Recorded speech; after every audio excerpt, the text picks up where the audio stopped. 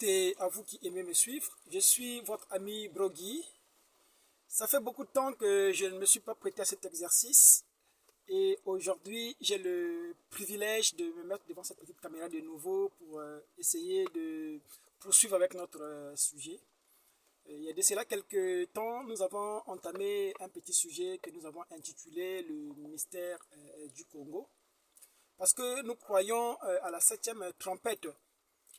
Nous savons que les âges de l'Église devraient s'arrêter et que, comme le dit si bien le prophète Branham, il dit qu'il croyait que sa mission sur terre, c'était de ramener l'évangile aux Juifs. Il dit que de la même manière que Paul, qui était un Juif, avait tendu le témoin aux gens des nations, et il croit que lui aussi aurait quelque chose pour ramener l'évangile aux Juifs. C'est pourquoi lorsqu'on arrive à la clôture de la dispensation du temps des nations, nous rentrons directement dans la septième trompette. Parce que vous savez que les trompettes sont aux Juifs, c'est que les sceaux sont pour les nations. Et nous savons que tous les trompettes ont sonné dans le sixième sceau. Et pour montrer que tout ce mystère-là était accompli. Vous savez que lorsqu'on rappelle ou lorsqu'on ouvre les sceaux, il s'agit simplement de montrer comment les choses se sont faites. Pourquoi? Parce qu'à l'ouverture du septième sceau, comme vous le savez, il n'y a plus de futur. Pourquoi? Parce que le temps se fond dans l'éternité. Et comme vous le savez très bien, que l'éternité n'a pas de futur. Voilà, c'était une petite introduction pour me mettre dans le bain. Nous allons poursuivre notre étude sur le Congo. La dernière fois, nous avons entamé une petite série de questions et réponses parce que nous savons bien que les choses que nous disons suscitent beaucoup de questions et nous croyons que ces questions doivent être adressées parce que si le mystère n'est pas éclairci, alors les cœurs qui sont tristes ne peuvent pas devenir joyeux. C'est pourquoi nous voulons apporter des réponses aux questions qui nous sont adressées pour que le mystère soit clair. Nous croyons à la mer de cristal et l'ouverture des sceaux, comme vous le savez, c'est une dispensation. Les sceaux, ce n'est pas lorsqu'on parle des sceaux. Beaucoup de gens se réfèrent à cette série de prédications que Branham a prêchées, premier sceau jusqu'au septième sceau, question-réponse sur les sceaux après. Et ils croient que nous faisons référence à ces prédications. C'est vrai que ces enseignements nous ont permis de connaître le plan de la rédemption, des choses qui se sont passées au cours des âges, voyez-vous. Mais nous comprenons qu'au-delà de ces prédications, l'ouverture des sceaux est beaucoup plus une dispensation. C'est un âge, voyez, l'âge éternel. L'ouverture des sceaux, c'est accompli ce que Dieu avait promis par Daniel. Lorsqu'il a dit à Daniel, scelle le livre au temps de la fin, ceux qui liront seront blanchis. Il dit que la connaissance augmentera. Oui? Il dit, mais seuls les méchants ne comprendront pas. Alors, la preuve qui montre que vous êtes un méchant aujourd'hui, c'est lorsque on vous met devant le livre, voyez-vous, et que vous ne compreniez pas, cela montre que vous êtes un méchant. J'étais en train de dire que l'ouverture des sceaux, c'est plutôt une dispensation. C'est un âge, voyez-vous, et qui commençait, voyez. Nous savons que Branham, nous aimons le dire, il faisait partie des écoles sur beaucoup de sujets, notamment concernant le mariage. Voyez-vous, mariage et divorce. Branham, quand il a commencé à prêcher, voyez-vous qu'il avait commencé comme étant un évangéliste. Or, la promesse qui le concernait en tant que le septième messager, voyez-vous, ça ne se référait pas à lui en tant qu'évangéliste. Non pas quand il commencera, voyez-vous, mais plutôt quand il commencera son ministère. Or, le ministère de Branham en tant qu'Apocalypse 10, voyez-vous, n'a commencé que lorsqu'il lui a été dit d'aller vers l'ouest. Parce qu'avant, quand il avait été appelé, comme je l'ai dit, il faisait l'œuvre d'un évangéliste. Et vous savez très bien que la parole de Dieu ne vient pas aux évangélistes. C'est dans ce contexte-là que nous parlons de Branham en ce qui concerne les écoles, notamment concernant mariage et divorce. Vous voyez, vous savez qu'il y avait deux grandes écoles. ceux qui croyaient que l'homme avait le droit de répudier sa femme et de se remarier, voyez, et ceux qui croyaient aussi que l'homme ne pouvait pas répudier sa femme, ou s'il répudiait sa femme, il ne pouvait pas se remarier. Mais toutes ces deux écoles-là condamnaient la femme à rester célibataire pendant que l'homme était en vie. Voyez? Et jusque lorsque Branham prêche les sceaux, donc questions et réponses sur les sceaux, on lui repose la même question, Branham, concernant le mariage et le divorce. Et quelle a été la réponse de Branham? Il répond dans cette question, dans les questions-réponses sur les sceaux. Il dit qu'il ne veut pas rentrer en profondeur dans le sujet, car ce n'est pas le moment. Il dit que ce sont des questions délicates et il doit attendre l'instruction du Seigneur pour aborder correctement. Pourtant, frère Branham, tu viens de prêcher sur la révélation des sceaux. Pourquoi tu ne peux pas répondre directement sur la question concernant mariage et divorce? Voyez? Nous savons que ces choses-là ne sont pas statiques. C'est pourquoi nous présentons l'ouverture des sceaux comme étant une dispensation, un âge, voyez-vous. Et dans cet âge-là, la révélation devrait croître, devrait devenir de plus en plus lumineux, voyez-vous. Les choses devaient devenir de plus en plus claires. Pourquoi? Parce que nous rentrons dans l'éternité. Et l'éternité n'est pas une station. Voilà pourquoi Branham disait qu'à l'ouverture du 7e sceau, ça parle de la naissance virginale de l'épouse. Il dit que Christ doit naître, voyez-vous. Et vous savez que la loi de la naissance, c'est de croître, voyez-vous, grandir, voyez. Pourquoi? Parce que même Jésus de Nazareth, il croissait en stature et en vertu.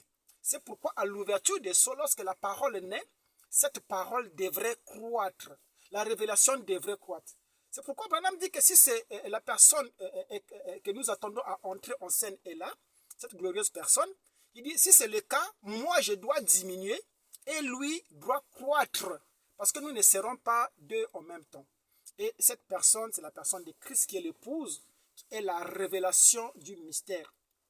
En disant cela, je vais simplement signifier quelque chose ici, que malgré que nous étions rentrés dans la dispensation des sceaux, lorsque Branham prêche les 7 sceaux, voyez-vous, mais dans les questions-réponses sur les sceaux, lorsqu'on lui parle du mariage, voyez-vous, la question sur le mariage, Branham dit que je dois rentrer dans cela délicatement, attendre. Il dit que je ne pourrais pas rentrer en profondeur. Je dois attendre l'instruction du Seigneur. Oh, Branham était tellement honnête, il ne voulait pas faire n'importe quoi. Il savait qu'il n'avait pas encore reçu l'instruction du Seigneur. Voyez-vous? Mais avant de recevoir l'instruction, Branham faisait partie d'une école parmi les 2 écoles concernant le mariage et le divorce. Et à chaque fois qu'il avait répondu à ces questions-là, voyez-vous, Branham soutenait que l'homme avait le droit, en cas d'infidélité, voyez-vous, et de se remarier, voyez. C'était ça l'école que Branham aimait brandir. Mais Branham savait que le temps viendra où Dieu lui donnera l'instruction concernant le mariage et le divorce. C'est pourquoi d'ailleurs, lorsque vous lisez la brochure mariage et divorce, alors que Branham venait de recevoir la révélation, il précise que les choses qu'il allait dire étaient des choses qui lui avaient été révélées. L'instruction qu'il avait reçue de la part du Seigneur. Et il souhaitait même que cela aille dans les tribunaux pour que les magistrats puissent se baser sur la révélation, qui est la volonté parfaite du Seigneur pour trancher les questions sur le mariage et le divorce. Voyez? Et vous avez lu ce que Branham a dit dans le paragraphe, je pense, 113, où il dit que je vais vous choquer. Je vais vous choquer. Il interprète les paroles de Jésus quand il dit qu'au commencement, il n'en était pas ainsi. Branham parle du commencement où Jésus se référait, c'était à la création, où l'homme et la femme étaient égaux. Voyez-vous, l'homme et la femme devraient se reproduire en dehors de la semence du serpent. Voyez, l'homme et la femme devraient se reproduire selon la volonté parfaite, en utilisant par le moyen de la parole. Et Jésus, la naissance de Jésus a prouvé que cela était possible, puisque Jésus est venu de cette façon. L'ange a prononcé la parole, Voyez-vous, Marie a accepté, a cru à cette parole. Cela a créé une vie dans Marie. Voyez-vous, c'est comme ça que la naissance devrait se produire. Voyez-vous, c'est comme ça qu'Adam devrait multiplier et remplir la terre. Et Jésus, en se référant au commencement, il faisait allusion à cette façon. Voyez-vous, mais Frère Branham dit que, voyez-vous, lorsque l'homme est tombé de la chute, voyez-vous, Dieu était obligé de contacter une nouvelle alliance avec l'homme. Voyez-vous, il était obligé, voyez-vous, de permettre une certaine volonté. Vous voyez? Et Branham dit que je vais vous choquer un peu. Il dit que, souvenez-vous que Dieu est celui qui introduisit la polygamie. Voyez-vous? Non pas seulement pour l'homme, mais aussi pour les animaux. Voyez-vous? La révélation de mariage et divorce. Il dit que l'homme a le droit, parce que Dieu est le divorce, l'homme a le droit de se remarier ou de marier de prendre une autre femme. À cause de la chute, voyez-vous, Dieu introduisit ce qu'on appelle la polygamie. Voyez-vous? Dieu est le divorce. Dans l'économie de Dieu, le but de Dieu, c'était de remplir la terre. C'est le but pour lequel on prenait des femmes. Voyez, c'était simplement parce qu'il fallait remplir. Il dit, multipliez-vous et remplissez la terre. Puisque Dieu est le divorce, voyez-vous, Dieu donne la possibilité à l'homme, non pas seulement à l'homme, mais aussi aux animaux, de devenir polygame, de prendre d'autres femmes. Et cela, Branham était conscient. Il dit que je vais vous choquer un peu. Pourquoi? Parce que Branham, comme vous le savez, il appartenait à une culture qui est la culture occidentale, où la polygamie était prohibée. Constitutionnellement parlant, les Américains ne pouvaient pas soutenir une telle position. C'est pourquoi il dit que je vais vous choquer. Dieu a introduit la polygamie pour l'homme et pour les animaux. Et nous savons que du côté des animaux, cela n'a jamais posé un problème. Vous voyez un coq et plusieurs poules à sa portée. Vous allez dans la forêt, vous voyez un lion avec plusieurs lions à sa disposition. Voyez-vous, c'est de cette façon que l'homme aussi devrait se comporter. Et Dieu a prouvé cela au cours des âges avec Abraham. Lorsque sa femme lui a demandé de prendre sa servante pour faire un enfant, Abraham a voulu résister. Dieu lui a dit d'écouter la voix de sa femme. Donc Dieu était favorable à ce qu'Abraham puisse avoir une seconde épouse. Voyez? Et c'est de là où est venu Ismaël. Voyez? Cela ne s'est pas arrêté là. Nous avons vu avec Jacob aussi. Voyez, son petit-fils qui a eu plusieurs femmes, qui a pris les servantes de ses femmes pour en faire ses épouses. Cela s'est répercuté aussi avec David. Lorsque David a commis son péché, le péché de David, ce n'est pas d'avoir pris une nouvelle épouse, non. C'est d'avoir tué un homme qui n'avait qu'une seule femme pour prendre sa femme. Vous voyez? David savait, connaissant la loi, qu'il n'avait pas droit de prendre la femme d'Uri pendant que Uri était en vie. Vous voyez? Parce qu'il connaissait la loi. Il vivrait dans l'adultère. Donc pour lui, il voulait, effectivement, il a préféré tuer Uri pour qu'il puisse avoir le droit de prendre, de marier son épouse qui devenait une veuve. Voyez? Et Dieu n'a pas aimé cette hypocrisie de sacrifier un innocent, voyez-vous, pour des besoins comme ça. Et lorsqu'il vient reprocher David, il dit à David, je t'ai pris de la forêt là où tu étais, tu gardais les business de ton père. Il dit, je t'ai établi à la place de Saoul qui était ton maître. J'ai pris les femmes de ton maître, j'ai mis à ta disposition. Il dit, si tu en voulais d'autres, il dit, je t'aurais donné. Pourquoi as-tu préféré prendre l'unique femme qui appartenait à un homme? Voyez-vous, c'est que Dieu, cette méchanceté que Dieu avait réprimandée. Donc Dieu n'est pas hostile à cette pratique. Et c'est cette pratique qu'il vient confirmer à l'ouverture des sceaux. Il nous ramène, voyez-vous, dans la polygamie. Or, vous savez que l'ouverture des sceaux, voyez-vous, renvoie à la 7e trompette parce qu'il avait été dit que à la voix du septième ange, lorsqu'il sonnera de la trompette, voyez-vous, lorsqu'il sonne de la trompette, voyez-vous que la trompette, c'est un message qui vient pour rassembler. Voyez-vous, lorsqu'on rentre dans la dispensation des sceaux, Branham quitte le protocole de Paul pour reprendre celui de Pierre. Alors, quel était le protocole, la différence entre les deux protocoles, Paul et Pierre?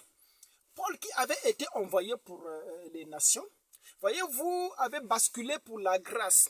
Pour Paul, il fallait prendre la loi, traduire cela spirituellement pour en donner aux nations. Pourquoi? Parce que les nations n'étaient pas concernées dans la loi. Dieu avait donné la loi à Israël. La Bible dit qu'il n'avait pas agi de la même manière avec les autres nations. C'est pourquoi Paul, qui avait reçu la commission d'être un apôtre pour les nations, il ne voulait pas faire peser sur les nations l'observation de la loi. Donc il a pris la loi, il a traduit cela spirituellement pour en donner aux païens.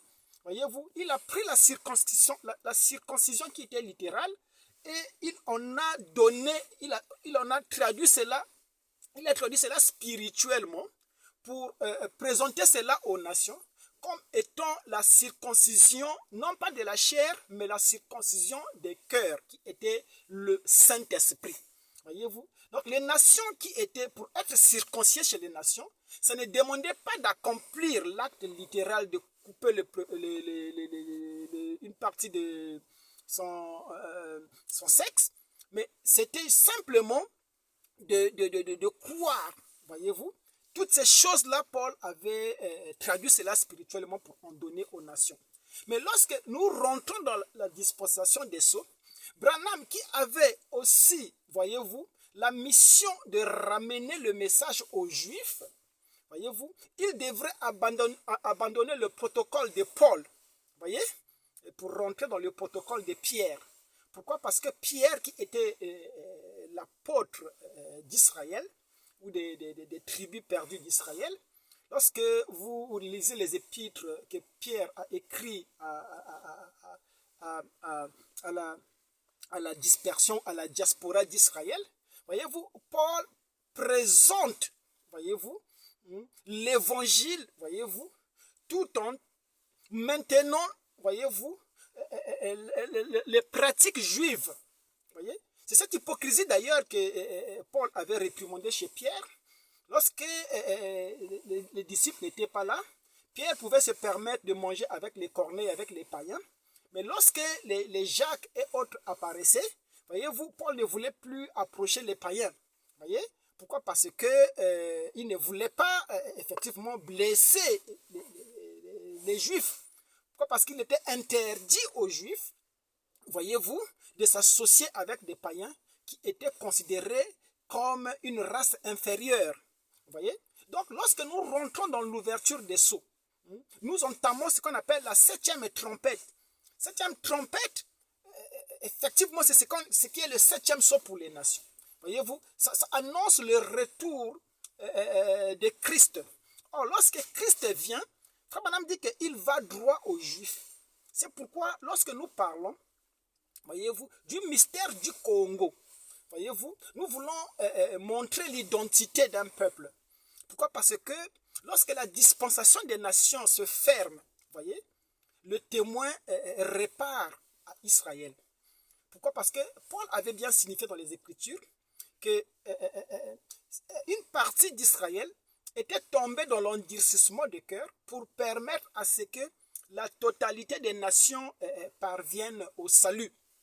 Une fois que la porte du salut est fermée pour les nations, c'est-à-dire qu'à l'enlèvement de l'Église, lorsque l'Église est enlevée dans le quatrième sceau, c'est ça qui ferme littéralement la dispensation du temps des nations. C'est-à-dire que du côté des nations, celui qui se souille devrait se souiller, celui qui se sanctifie continue à se sanctifier. Pourquoi? Parce que les portes des nations sont fermées. C'est-à-dire que en ce moment-là, personne ne peut plus être sauvé du côté des nations. Voyez? Pourquoi? Parce que Dieu doit repartir, traiter avec son peuple.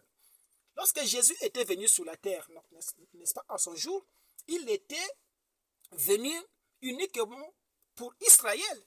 C'est ça qui a fait que ce jour-là, lorsque cette femme, syro-phénicienne, qui était cette cananéenne, il a vu Jésus alors que sa fille était malade, il a commencé à crier. Parce qu'il avait entendu un jour Bartimée aussi crier. Aie pitié de moi, Jésus, fils de David. Voyez-vous? Et Bartimée avait vu. Cette femme a voulu faire pareil que Bartimée. Voyez? Mais cette femme, ce qu'elle ignorait, c'est qu'elle était une cananéenne. Bartimée était israélite. Il avait le droit d'appeler Jésus comme fils de David. Mais elle n'avait pas le droit parce qu'elle était une païenne. Vous voyez? Elle était une cananéenne. Elle a dit, oh, aie pitié de moi, Jésus, fils de Dieu, fils de David. Voyez-vous? La Bible dit que Jésus ne l'a même pas regardé. Jésus est resté silencieux. Jésus continuait son business. Tellement qu'elle insistait, les disciples sont venus voir Jésus pour renvoyer cette femme. Voyez? Jésus a dit, on ne peut pas prendre la nourriture des enfants donnée aux chiens. Voyez? Parce que cette femme était considérée comme une chienne. Voyez? Et pourquoi Jésus n'avait pas réagi? C'est parce que elle, dans cette condition de cananéenne, elle ne pouvait pas appeler Jésus fils de David.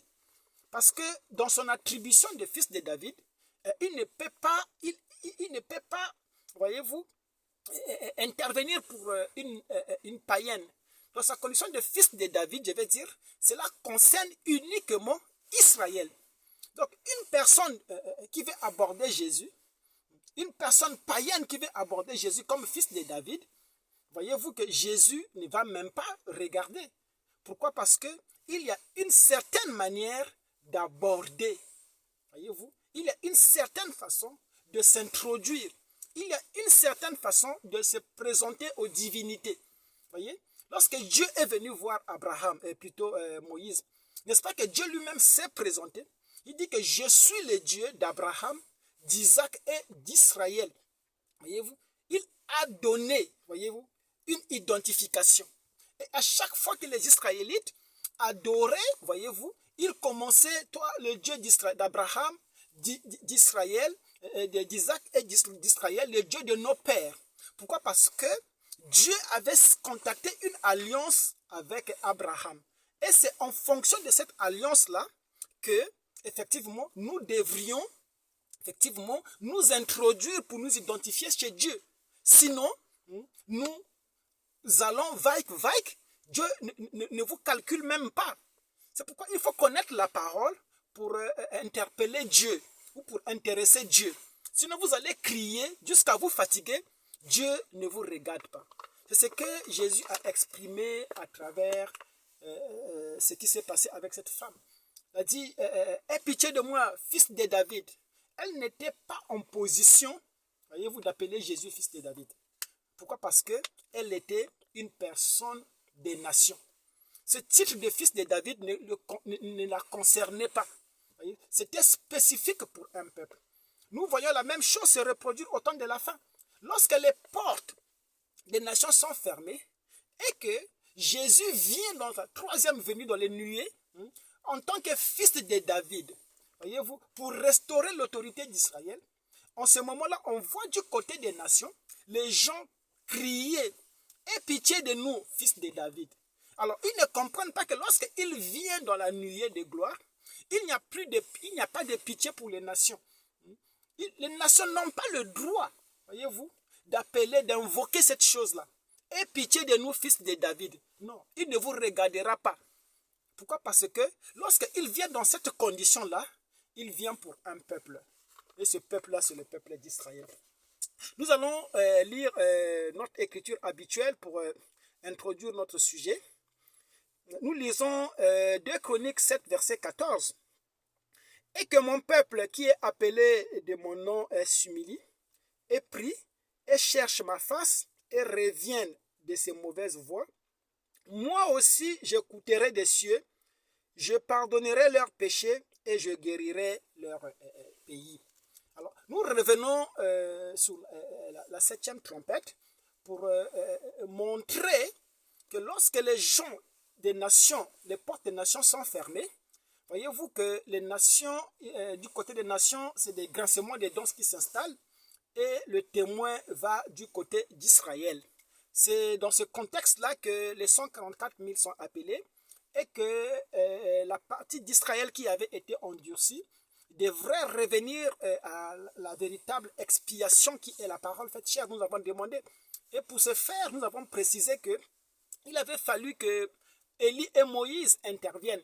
Voyez-vous, nous savons que Élie et Moïse ont été à la montagne de la transfiguration. Or, la montagne de la transfiguration, Matthieu 17, Frère Branham dit que c'était l'ordre de la seconde venue. Nous avons vu ce qui s'est passé là-bas, qu'il y avait Jésus sur la montagne avec les 3 témoins terrestres qui symbolisaient les 144 000, voyez-vous, parce qu'ils étaient des Juifs. Et il y avait Élie, il y avait Moïse. Nous avons vu l'interprétation de Pierre par rapport à cela. Voyez-vous, il a voulu construire un temple pour Moïse, une tente pour Élie et une autre pour Jésus. Vous voyez, et nous avons expliqué cela dernièrement pour montrer que la conception de Pierre, c'était que les 3 ministères soient des personnes différentes. Vous voyez, Dieu a brouillé cette conception. Quand la nuée est venue, vous voyez, Moïse avait disparu, Élie avait disparu, seul Jésus est resté et la voix a dit, celui-ci est mon fils. C'est ce que nous avons vu dans le Branham Tabernacle. Voyez-vous, lorsque Branham et la femme a dit que l'esprit d'Élie et de Moïse est en œuvre dans ce tabernacle. Voyez-vous, le tabernacle dans lequel l'esprit de Moïse et d'Élie était en œuvre, c'était le Branham Tabernacle. Et le Branham Tabernacle, nous savons que c'était Apocalypse 17. Voyez, et c'est en lui, voyez-vous, Branham dit que cela s'est accompli de façon parfaite. Donc, lorsque nous arrivons à Matthieu 17, qui est l'ordre de la seconde venue où il devrait venir dans les nuées, voyez-vous, pour être le fils de David, nous voyons sortir Élie et nous voyons sortir Moïse. Pourquoi? Parce que ce sont les 2 témoins qui appellent Israël à la vraie expiation. Frère Branham explique, il dit que Élie et Moïse, leur but c'est de sortir Israël des dogmes et des traditions du judaïsme pour les amener à la vraie parole. Vous voyez, c'est ce que Élie et Moïse viennent faire. Là, nous changeons de protocole. Dans les âges, Branham avait prêché comme Paul. Mais lorsque nous rentrons dans Matthieu 17, voyez-vous, Branham se considère comme un juif. Il dit que dans ma seconde naissance, je suis un juif. Et en tant que juif, voyez-vous, il devrait brandir un nouveau protocole qui est celui de Pierre. Or, le protocole de Pierre, c'était la loi, les prophètes, voyez, la loi et les prophètes, voyez-vous, et la nouvelle alliance. C'est pourquoi lorsque vous observez dans l'Apocalypse 144 000, ils étaient marqués de 2 sceaux. Il y avait le sceau de Dieu, voyez-vous, et il y avait aussi le sceau de l'agneau. Voyez-vous, ils avaient, voyez-vous, ils étaient dans le protocole de Pierre. Parce que Pierre avait les 2 sceaux. Ils avaient le sceau de Dieu qui était la loi et les prophètes. Et il y avait aussi le sceau de l'agneau qui était la nouvelle alliance. C'est ça l'ordre de Matthieu 17, les 2 témoins. Le but pour lequel. C'est pourquoi lorsque Christ vient pour s'adresser aux nations, nous rentrons dans cette configuration. C'est ce que les gens n'arrivent pas à comprendre. Pourquoi nous avons commencé à nous poumonner pour montrer qui nous sommes. Et ici, dans l'écriture que nous avons lue, la Bible est claire. La Bible s'adresse à Israël. Il dit que si le peuple qui porte mon nom, voyez-vous, revient vers moi, s'humilie, confesse son péché. Mais quel est le péché que le peuple va confesser? C'est le péché qu'il avait commis en refusant ou en crucifiant le Christ. Et ce péché-là qui a fait tout le malheur d'Israël. C'est ce péché-là qui a fait qu'Israël soit dispersé. C'est le péché-là qui a fait que Dieu leur tourne le dos pour aller chercher du côté des nations. Voyez? Mais au temps de la fin, si ce peuple confesse son péché, revient à l'Éternel, il dit que je pardonnerai le péché, il dit que je guérirai le pays. C'est pourquoi l'ouverture des sceaux, la conséquence de l'ouverture des sceaux, c'est le témoin qui est réparti du côté d'Israël. Voyez-vous? Et lorsque nous parlons des sceaux, nous parlons de Matthieu 17, l'ordre de la seconde venue. Lorsqu'il vient sous cette forme-là, il est le fils de David. Les gens des nations, vous n'avez pas le droit de l'appeler fils de David. Vous n'avez pas le droit. Voilà pourquoi lorsqu'il vient sous cette forme-là, voyez-vous, il n'est pas miséricordieux. C'est un Dieu qui est irrité, voyez-vous. C'est un Dieu où des yeux sortent les flammes de feu. Il vient pour punir, voyez-vous, ceux des nations qui n'ont pas compris la parole. Voyez, c'est le but pour lequel nous voulons présenter cette septième la fête des trompettes, ce mystère qui avait été prêché de façon surnaturelle. Parce que Branham, lorsqu'il voulait attaquer ce mystère, Dieu lui a dit non, ne t'inquiète pas Branham, tu as déjà parlé de ces choses, mais de façon surnaturelle. C'est ça la transition qui se passe au temps de la fin. Lorsque Branham dit qu'il devrait remettre le témoin aux Juifs, mais quels sont les Juifs à qui il a remis ces témoins-là? Voyez-vous, c'est le peuple. Et il fallait identifier ce peuple. Voilà pourquoi nous parlions des tribus perdues d'Israël. Nous parlons du mystère du Congo, parce qu'il avait été prédit qu'il élèvera son autel au milieu de l'Égypte.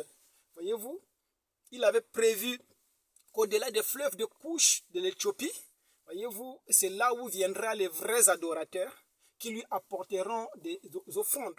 Or, lorsqu'on parle des vrais adorateurs, les vrais adorateurs sortent dans le mystère du septième sceau.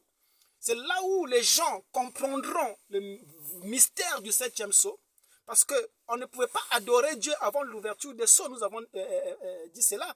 Jésus-Christ lui-même était clair pour dire que l'heure vient. Or, le mystère de l'heure, c'est ça le mystère de la demi-heure de silence. Vous voyez, il dit l'heure vient où les vrais adorateurs adoreront le Père en esprit et en vérité.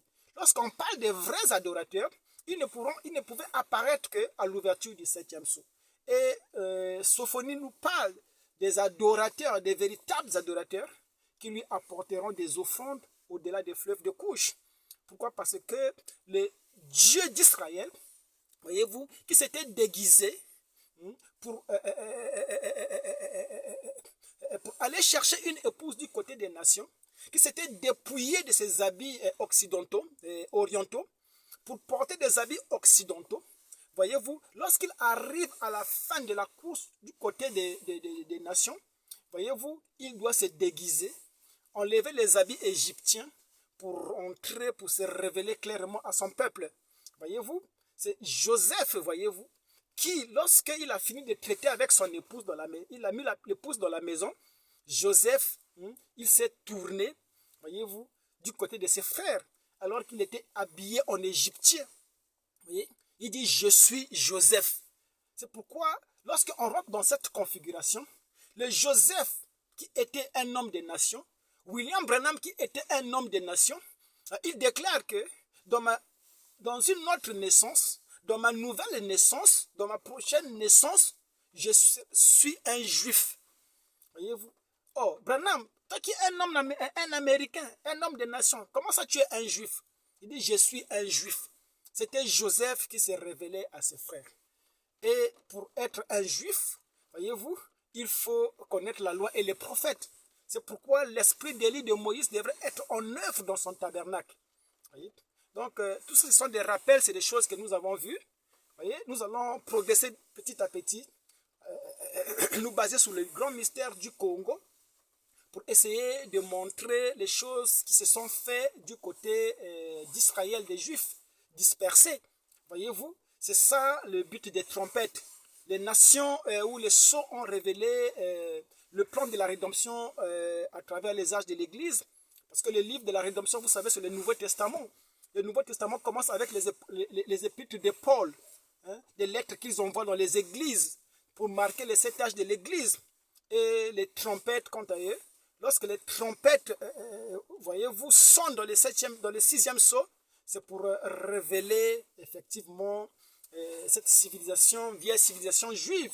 Voyez, révéler l'évangile, comment l'évangile interagit du côté des juifs.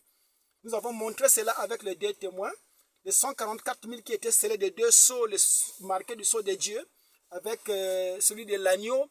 Voyez-vous, pour montrer que ce n'était plus le protocole seulement de Pierre, de Paul, mais ils étaient répartis dans le protocole de Pierre, qui était la loi et les prophètes et la nouvelle alliance. Voyez, pour que les Juifs aussi puissent avoir part. Donc, nous avons montré toutes ces choses aussi pour montrer que l'ouverture des sceaux, c'était un âge. Voyez-vous, nous avons montré dans le mariage et divorce comment cette révélation a évolué. Branham a attendu d'avoir la révélation, d'avoir l'instruction. Et quand il est revenu avec l'instruction, voyez-vous, ce qu'il a brandi, c'était contraire aux deux écoles sur le mariage et divorce qui existaient. Voyez-vous, il dit que je vais vous choquer. Il a introduit la polygamie. Voyez-vous, c'était ça la vision du mariage et divorce selon les sceaux. Voyez, cela est écrit noir et blanc. C'est ainsi que nous avons vu aussi Branham lorsqu'il vient sous la marque, sur la sémence du serpent. Voyez-vous que lorsque Branham est venu, beaucoup de Branhamistes pensent que cette doctrine sur la sémence du serpent, c'est Branham qui avait commencé avec cette doctrine. C'est Branham qui avait inventé cette doctrine. Non. Cette doctrine, Calvin avait prêché cela. Les baptistes prêchent cela. Les francs-maçons prêchent cela. Cette doctrine de l'intercourse, montrant que Ève était sortie littéralement avec un serpent, et c'est de cela qu'est né Caïn. Voyez? Lorsque Branham a commencé son ministère sortant de l'école baptiste, voyez, Branham est sorti avec cette doctrine. Il a amplifié cette doctrine. Il a même défié les gens sur cette doctrine pour montrer que Caïn était littéralement le fils du serpent. Or, nous savons que cela ne pouvait pas être la révélation. Parce qu'en ce moment, la révélation n'était pas encore venue. C'était la parole dans les âges. Croire à la sémence du serpent de cette façon, c'était la parole. Voyez? Mais c'est comme mariage et divorce. Avant l'ouverture des sceaux, où Branham vient introduire la polygamie, il fallait croire mariage et divorce en se basant sur les deux écoles qui existaient. Branham aussi, lorsqu'il répondait aux questions, les questions sur mariage et divorce, c'était par rapport. Vous allez me dire, mais frère Billy, frère Branham, frère Guy, pourquoi Billy Paul ne prêche pas alors? Puisque Branham a introduit la polygamie. Mais Billy Paul ne prêche pas, frère Branham dit que c'est parce qu'il n'avait pas de ministère. Vous voyez? Alors, parlons de la sémence du serpent. Vous voyez? Branham avait commencé en tant que baptiste, parce que Branham était influencé par les francs-maçons. Il dit que nombreux des gens de son entourage étaient des francs-maçons. Voyez-vous? Et les francs-maçons soutenaient cette doctrine de l'intercourse. Voyez? Et Branham aussi marchait avec cette doctrine. Jusqu'à ce qu'il rentre dans la dispensation des sceaux. Voyez? Et nous savons que quelques jours avant que Branham puisse mourir, voyez-vous, Branham était dans l'empressement de repartir au Branham Tabernacle. Il dit, oh, ça vient juste de tomber. De la même manière que la révélation sur le mariage de divorce venait juste de tomber, il dit que je vais vous choquer. Il était dans la même euphorie. Il dit que, oh, ça vient juste de tomber. Il dit, quoi? Il dit que je vais parler sur la bête du commencement.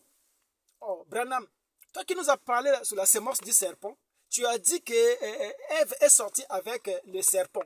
Comment ça tu vas nous parler encore de la bête du commencement? Il dit que c'est une prédication qui prendra peut-être 4 heures. Voyez? Mais je dois vous parler sur la bête du commencement. Il dit que c'est quelque chose qui vient juste de tomber. Voyez-vous? Donc l'ouverture des sceaux, c'était des choses qui tombaient. Voyez-vous? Et c'est des choses qui continuent à tomber avec nous. Des morceaux qui tombent. Voyez-vous? Et nous écartons l'ancienne conception. Parce que nous savons que Caïn et Abel étaient littéralement les fils d'Adam. Parce que Frère Branham parle d'Ève, il dit que Ève fut fécondée.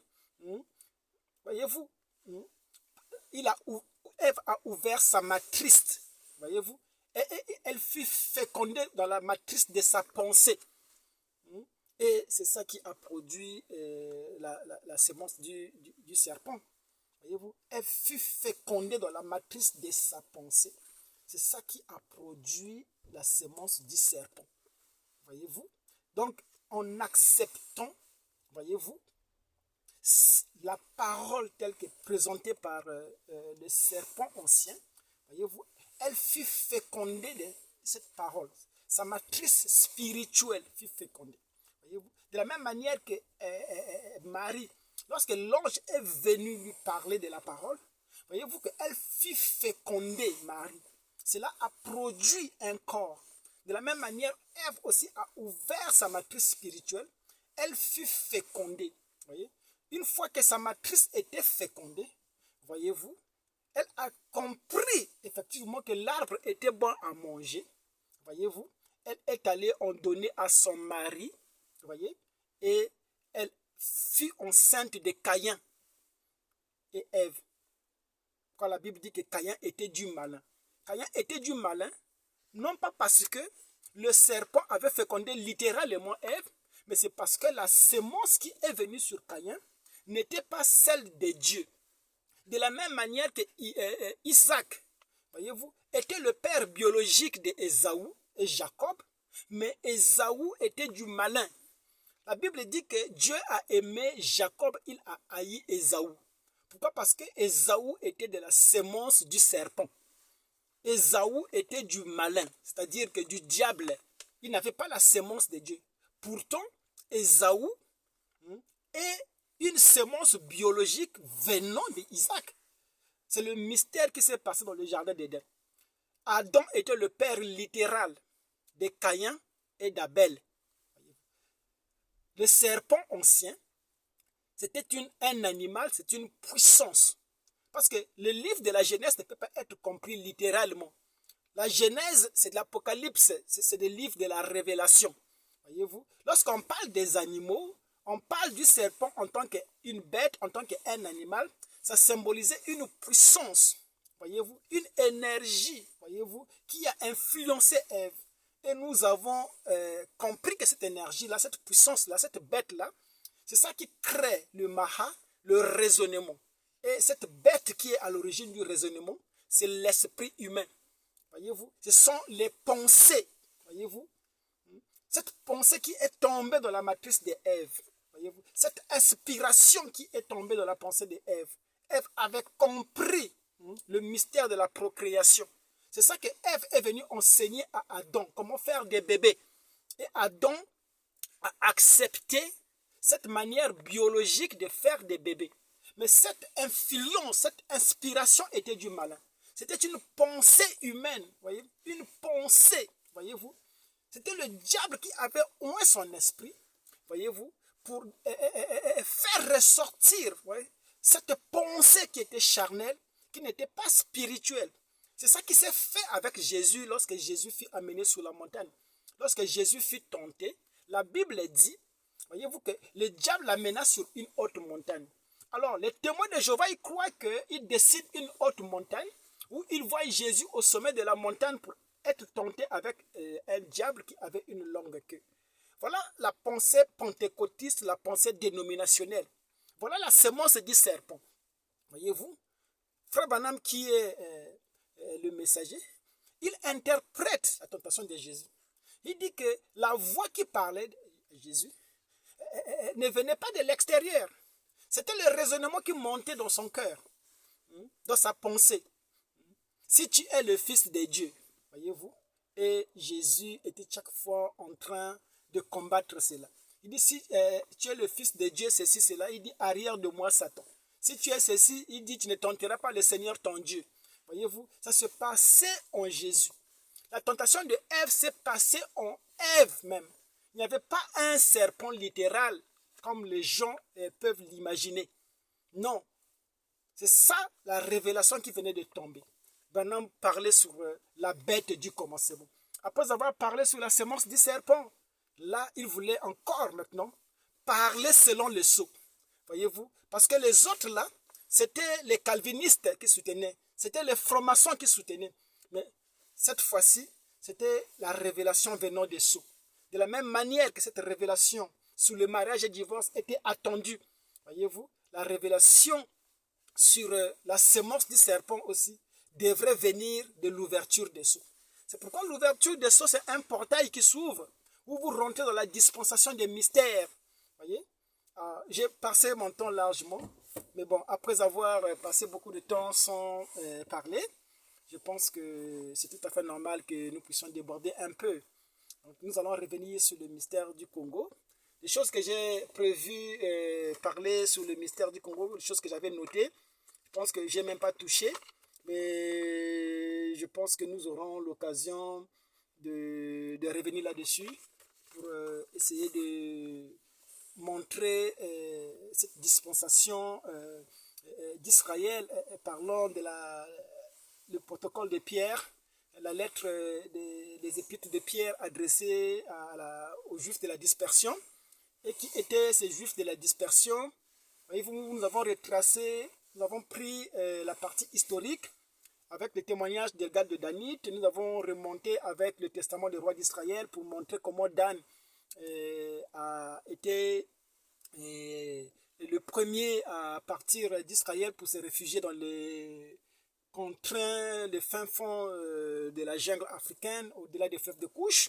Comment Azaël aussi a suivi les pas de Dan pour s'établir sur les terres d'Avila. Toutes ces choses-là, nous avons démontré, nous avons pris le côté historique, parce que nous croyons que l'ainsi dit le Seigneur, comme nous l'avions présenté la dernière fois, c'est l'histoire, c'est la révélation et c'est l'étude approfondie. Voyez-vous, ce sont les trois qui confirment le ainsi dit le Seigneur. C'est pourquoi le mystère du Congo, nous avons voulu présenter cela déjà de façon historique, et avant de présenter la parole. Brogil m'avait donné un grand témoignage concernant cet Argentin-là qui était un blanc, qu'il avait transporté, voyez, et qui lui parlait de la religion de Mayombe, qui lui parlait de Nzambian Pungu. Voyez, un blanc argentin, mais qui avait pour religion les Bukongo, ce qu'on appelle le Nzambian Pungu. Ce blanc-là, pour lui, Dieu, c'est le Nzambian Pungu. Alors, qui est le Nzambian Pungu, voyez-vous? C'était tellement merveilleux de savoir que même les Blancs comprennent que l'origine du Dieu vivant, le Nzambian Pungu, il n'est pas occidental, voyez-vous? Qu'il y a un peuple africain, voyez-vous, qui a conservé, voyez-vous, le Nzambian Pungu, qui adore cet Elohim-là qu'on appelle le Nzambian Pungu. Vous voyez? Alors que les Branamis sont en train de s'embrouiller. Voyez? Il y a des gens, voyez-vous, qui comprennent. Parce que le peuple qui s'est retrouvé en Argentine, ce sont les Congos qui avaient été vendus comme esclaves. La diaspora américaine, toutes ces choses-là, tous ces gens-là, ils viennent du Congo, voyez-vous. En partant dans ces fins fonds-là, contrées, ils ont ramené avec eux, voyez-vous, le livre de la loi, voyez-vous, le culte religieux et israélien, et israélite, et toutes ces choses, voyez. En tout cas, je vous remercie, c'était Brogui.